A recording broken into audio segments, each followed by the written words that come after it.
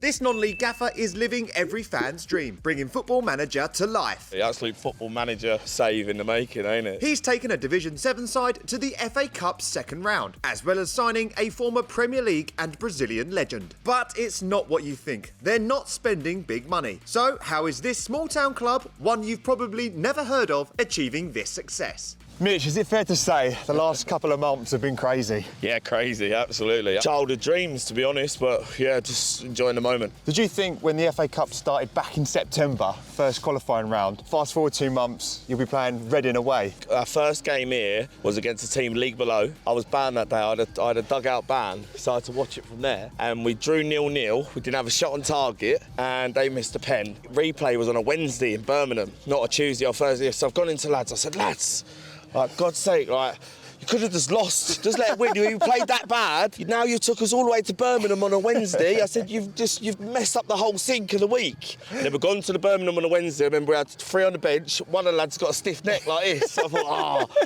Said, listen, let's forget about Saturday, blah, blah, blah. Like, they were really good. 2 minutes in, we're 1-0 down. 42 minutes in, we're 2-0 down. Everyone, because of the Saturday, I thought, we're dead and buried. They're done for. So I remember going in and I thought, what do I do now? Do I go in there and shout at them all, sack a few of them, or do I bring them together? And I just said, look, I've never won a game at half-time before. Everybody here thinks you've lost. Just score a goal before the 80th minute, and then we'll chuck the sink at them for the last 10. And we scored in the 74th, the 78th, and then we scored a penalty in the 94th minute to win 3-2. But that's the beauty of the FA Cup, though, isn't it? Massive. Literally, that'll be the story that the boys will always remember. Because I remember, but literally going in there, the Saturday going, you should have just let one. Like, is that naive? You didn't even, like, you know, keepers do well these penalty saves and that. And then to now Reading away. So, yeah, mad. Can you do any research for Reading away? You allowed to go to their games? I went to 21 games, or 21 game, it was last Friday night. But you got Wire Scout and they're easy accessible in there. I think they've got a game on next Tuesday or Tuesday after where we ain't got a game where me and my assistant are going to go up. I think it's like Barnsley or something like that. But we'll go out there, have a couple of pies, you know it is. Make this jacket even tighter, it'll be all right. Does your preparation change for that game than any other game? And are you sitting there watching Wire Scout going, this is Reading away, by the way. This is absolutely bonkers. Mate, it's literally Football Manager stuff, isn't it? It's absolutely Football Manager stuff. Look, preparing as best as possible, got to be a bit, you know, more, I don't know, level-headed with it instead of going, we could probably do this. Do you know what I mean? It's got to be tough. But enjoy the occasion. Yes. And look, a bit of magic might happen. It happened on the first game, the replay with the team in the league below. Why can't it happen to Reading? It's a big occasion, and it's just something to look back on when you hang up your coaching book or whatever it is, and to look back in with good memories. It's massive for the players, but how are you going to be feeling walking out? Because you'll feel like you're a Football League manager at that point. Yeah, I weren't the best player as a youngster, and you know every lad loves football and girl loves football. You know, the next best thing for me was coaching, being a manager, and the journey was massive. But never did I think, you know, I'd ever have a fixture against Reading away. You know, I'm a bit of a rough diamond, don't mind my P's and Q's and things like that. So wonder how they'd take me. Stop going across because he's done that once. He's got to come back. Oh, he done well, by the way. Yeah, cut back from tongue. Because he hits the white line. No worries, I'll let me. Thank you. Freddie, you've been telling me this for about 8 months. Thank you. Yeah, and how many cutbacks has he done? That's the best one yet, isn't it? That's good, yeah. That's the best one yet. But the media love you. Like, you've got a big personality, and chatting to you for 10 minutes, it's infectious. Your love for the sport is really infectious. I'm the same in any situation in my life, yeah? Work, I'm the same, but if it's a normal conversation and just to be relaxed. Someone said the other day, the thing is with you, Mitch, it was in front of my chairman, and to be fair, I needed to pay him because he was like, you're going to get a move, you are, because you're authentic. And I thought, yeah, I am. I've got my flaws. I like a burger and a pie, but I am what I am. So just try and be me. We spoke to the gaffer. Quite the character. What's your relationship like? It's all right. Yeah, no, we get on well. We're good friends, to be fair, which we weren't before he came to the club, but it's just grown. We bounce off each other. I just let him get on with the football. There's no pressure on him. He gets on and does what he does best, and that's what I think you've got to do with a manager like him, who's young, hungry, wants to progress, and hopefully he progresses wherever he goes with the football club here. But if he doesn't, so be it. He'll go a lot higher than Harborough Town. Or step 3, shall I say. We hope Harborough Town will go higher with him. Are you concerned when he does go up? No, not at all. He's been offered jobs. I try and guide him as well because he's been offered a couple of jobs at higher level clubs, shall we say, bigger clubs. And if I thought that they were right for him as a friend, I would say, look, you go with our best wishes. But I just don't think he's had the right club that's come in for him. So The longer he stays here, I think he can take us up another level, let's say in the next 2 or 3 years, we hope so. There's obviously a lot of media attention on the pitch. But what's it like as chairman off the pitch? Just as hectic, really. Everybody wants a bit of everybody, and whether they're players, committee, management, or whatever. So, no, hey, look, it's our moment in the sun, isn't it? So let's enjoy it, take it for what it is. It will be over soon. Has the FA Cup run had a knock-on effect on the league? Yes, because of results, but if we didn't have the FA Cup run and we was, where we was, would it be a case of, the recruitment that we had done not being good enough? At the moment, lads are treading water and just surviving, not excelling. Just told that in there. It's probably the first negative team talk I've done in a long, long time. But I'm putting the pressure back on the lads now and see how they deliver. And you've added the pressure because you've signed Sandro. Yeah, out of nowhere. Tell me how this has come about. You wouldn't believe it, honestly. So, season ticket holder at Spurs. I've got 4 tickets. Me and my chairman go down when it's Sundays and evening games. We had a Boxford North London derby, and Tottenham phoned me and said, we've got it available, do you want it? I said, I'll have it, but as long as Ledley King comes in, because I love Ledley King. And he brought Sandro with him. So talking away, and then went to AZ Alkmaar at home, and he sees us in hospitality and remembered us. Then I just said, how old are you? He said, 35. 35, he's younger than me. And he's a beast. Huge, isn't he? Yeah.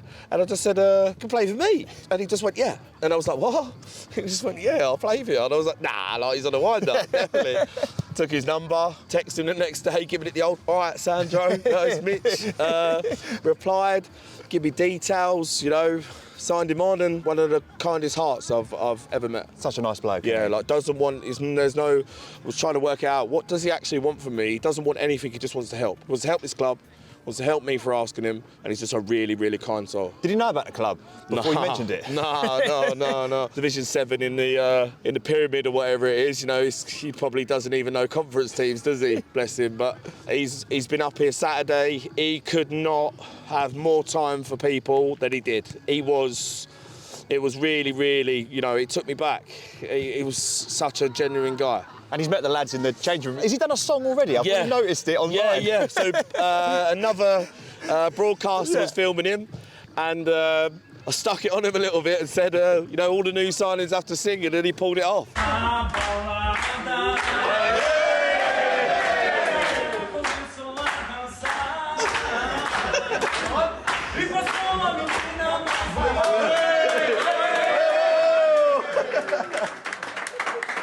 If you remember his days at Spurs, he was always that bit of a wild card, weren't he? His nickname was the Beast. I remember he used to do that kung fu stuff.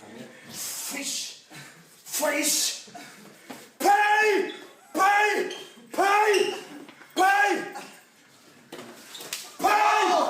yeah! Oh, yeah! He always had the guitar and that. So he seemed like one of the good ones in the changing rooms, and that don't leave you, does it, if you're a character? How do you think he'll benefit your boys in the changing room? I think quality will be, levels. 17 caps for Brazil. I don't care if he's been retired for 2 years. As long as he can move, his brain's going to be levels above. But then it's also good for the boys to look back in time and say, I played with Sandro. With his personality of how nice he is, a leader, if he talks, you listen.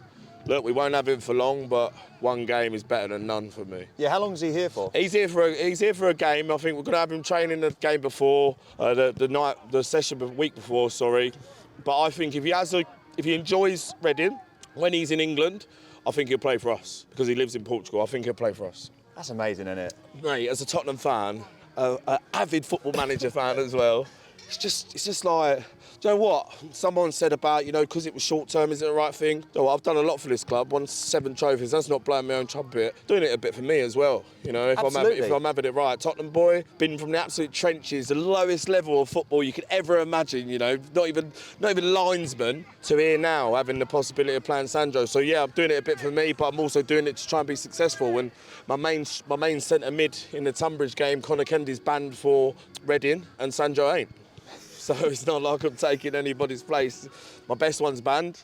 Let me bring the next best one in the 17 international cap. How are you going to be if he's not doing what you're asking? I'm sure he will do, because I'm sure he's very respectful. But you can go, Sandro, just come here, mate. What I want you to do, mate, is you see that player there, just close down a bit tighter. I don't know. There's always that risk where he ain't played for a long time. I think if I told him what to do, he'll certainly listen if I do it the right way. same as them. Will you lean on him a little bit for a bit of advice as well, or are you just going Not- to keep it strict player, coach? Strict player coach. Yeah. Listen, with my staff is who I lean on. David Staff being one of them. You know, Sandro's come into play. I hope he can have a positive effect on the pitch, and we'll try and do the best we can off it to try and be effective. What was your reaction when Mitch texted you to say Sandro's going to sign? Well, what he said How much was, is it going to cost? Well, yeah, what he said was, can you get a shirt, number 30, and can you get a signed on form? We're going to Tottenham tomorrow. I went, rightio. Yeah, I said, what's happening? He went, Sandro's wants to sign. So he signed at the club? At Tottenham? At Tottenham, yeah. That's amazing. So I got a form, I got a shirt made up by the local kit people, MDH, and yeah, the rest I suppose they say is history. But no, it was for me, it was a bit of like, not sure, a bit of trepidation. But when I got there, and the guy was just like genuinely wanted to play, and the thought was, right, let's get round to what we got, what we're talking then, Sandro. And he was like, no money, no nothing, don't want anything. So good. At that point, it was like, well, there's the form. Sign it. But you still think, is it going to go through? We have to wait for international clearance. He couldn't play in the Tunbridge game because of that. Then we find out he's got a 2-game suspension carried over from Portugal. And you're like, oh, we've gone through all that heartache of trying to get him signed and get it rushed and get it done, and then we can't play him. Yeah, we'll just have to wait for Banbury at home. As Mitch is playing Football Manager in real life with the signing of Brazilian international Sandro, we thought we'd give the players the chance to as well, by asking them to play start, bench, sell with Ronaldo, Neymar and Ronaldinho. Start Ronaldo, bench Ronaldinho, sell Neymar. Play R9, bench Neymar, sell Ronaldinho. Oh, start Ronaldinho, bench R9 and sell Neymar. I'll start Neymar, I'll bench Ronaldinho. Final one, yeah. Hey, Papa generation. What do you mean? I ain't actually watched it. Start Ronaldinho, bench Ronaldo, sell Neymar. Oh, that's a bit before my time. Start one, R9, bench one Ronaldinho, sell one Neymar. Start R9, bench Dino, get rid of Neymar. Start R9. Oh no, start Dino, bench R9, get rid of Neymar. Release Neymar, bench R9, start Ronaldinho. The club's been very successful this season already. Yep. The FA Cup has been magical. The money that you've already earned from that is probably life-changing for the club. Like, where's that money going to be spent? Well, you're here today. You've seen that we're putting some new terracing, brand new stuff up along the rugby club side of the ground that we call it. It's a very narrow walkway, that bit. So if we can get some covered terrace in there, as we have done, it's great. It gives us some more spaces where people can get a good view of the ground rather than having to have 3 or 4 deep at the same level. So that'll be really good. We just got to get people to put it in it now. But and then with the rest of the stuff that's going on, which is from the Football Foundation, which we got grants for. To be honest, that was privately funded before we started the FA Cup run, and the rest of it, we had 70% Football Foundation, 30% us. So we've got that sort of in the bank. But this just gives us a little bit more of, do we want to go and do a bit more, or do we leave it? We're not going to rush into it and stupidly just blow it on stuff for the sake of it. We'll look at it wisely and see what we really, really do need. And you're up against it a little bit with the ground regulations from March, because the promotion that you got, if you didn't meet the regulation, they send you straight back down again. Straight back down. So we got 31st of March. But the council have approved, the Football Foundation approved last week to give us the money. So works will start in that literally, probably now. We'll leave it till January. We'll get the footings done. The stands will go in end of January, early February. So we'll have plenty of time. The toilet blocks, which also are very important. We've got to have 2 more toilets. So they'll be here before Christmas, I think, as well. So we'll be fine. There won't be any problems there. And how much are you looking forward to the hospitality that you'll receive at Reading?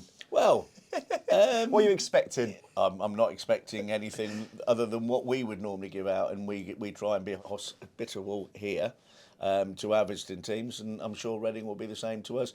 Look, it's going to be a great day for the committee, for the directors of the board, as it will be for the players, the fans, and everyone else concerned. So all I'm expecting is to go there and have a good weekend. But who would you want in the 3rd round proper?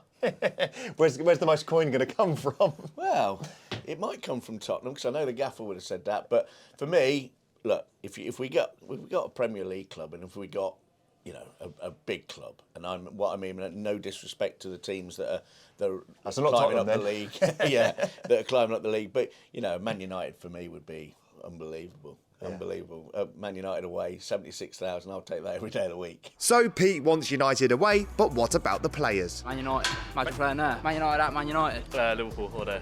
Anfield. Probably Man United. Yeah, United away. Old Trafford. Any Premier League club would be nice, wouldn't it? Away, definitely. Any of the big boys, I don't care. Forest away. Forest fan. Fancy playing against Chris Wood? Yeah. I reckon he'd probably bully us, but... Man U, Man City, Liverpool away. Man United, because I've been a Man U for my whole life. Arsenal, definitely. Been a Gooner since I was born.